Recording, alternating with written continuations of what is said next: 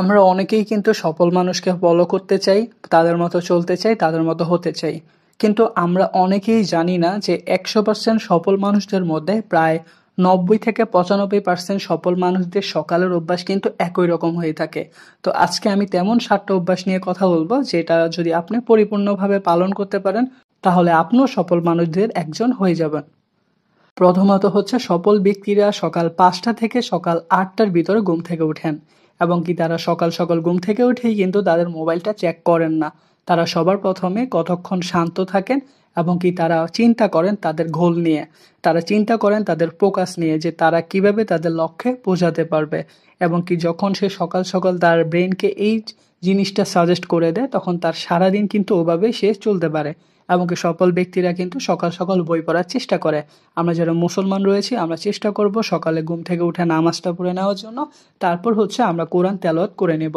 আমরা চেষ্টা করব কোরআনের বাংলা আয়াতটা পড়ার জন্য, এতে করে আমরা অনেক কিছুই জানতে পারবো। এছাড়া হচ্ছে সফল ব্যক্তিরা সকাল সকাল ব্যায়াম করে। আমরা অনেক ধরনেরই ব্যায়াম করতে পারি। কেউ যোগা করে, কেউ হচ্ছে যে হাঁটতে বের হয়, কেউ হচ্ছে যে জগিং করতে বের হয়। আমরা এভারেজ যেটা আমাদের জন্য সবচেয়ে বেশি কমফোর্ট ফিল হবে আমরা সেটা করার ট্রাই করব।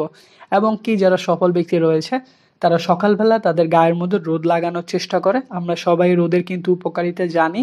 রোদ কিন্তু আমাদের অনেক কাজে আসে আর সকালবেলা রোদটা কিন্তু আমাদের জন্য সবচেয়ে ভালো। এছাড়া হচ্ছে যারা সফল ব্যক্তি রয়েছে তারা কিন্তু সকাল সকাল তাদের পরিশ্রম করা শুরু করে দেয়।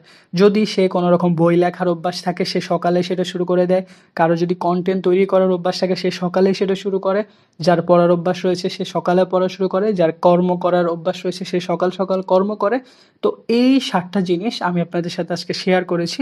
এগুলো কিন্তু আসলে সফল লোকদের একেকটা সকালের অভ্যাস।